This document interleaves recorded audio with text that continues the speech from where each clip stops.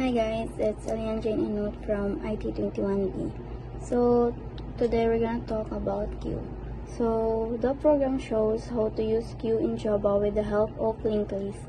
A Q follows FIFO, first in, first out. The first element added is the first one removed. So we need to import Q interface and linked list class. And we need Q string para siya ay mag-store sa name sa mga elements nga itong ibutang sa ito ang Q. So, ang kaning offer, okay, siya may mag-add og elements sa ito ang Q. Then, of course, we need system.out.println para ma-print ang ito ang Q. And the use of full is to remove the first element.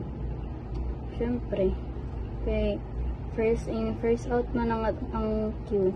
So, if magbutang tani dere, ma-remove ang Mercury kay siya man nga to ang unang gi-input. So, next kay ang peak. So, ang use sa peak kay siya mo print sa first element without the need of removing it. And next is empty. Yang i-check if the Q is empty or not. Then, the contains, if imong i-input diri kay example kani Jupiter, so ang output ani niya kay true. Then pero if imong ibutang diri kay wala diri sa ato ang Q, ang output ani niya kay false. And next kay size, so iyang i-print if pila na lang kabok ang nabilin nga elements sa ato ang Q. So ang output ani kay tara.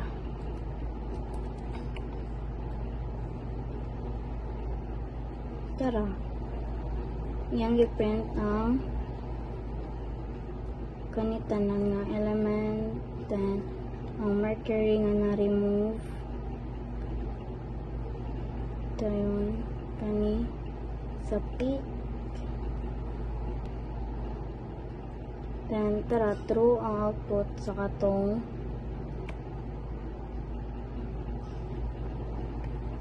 ara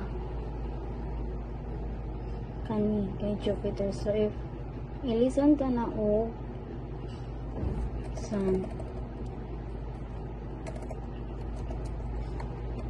nga to ang iran,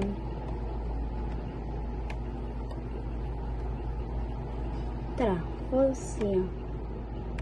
So then ang size 8.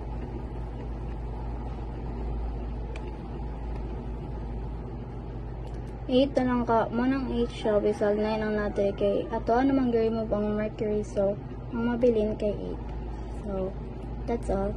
Thank you.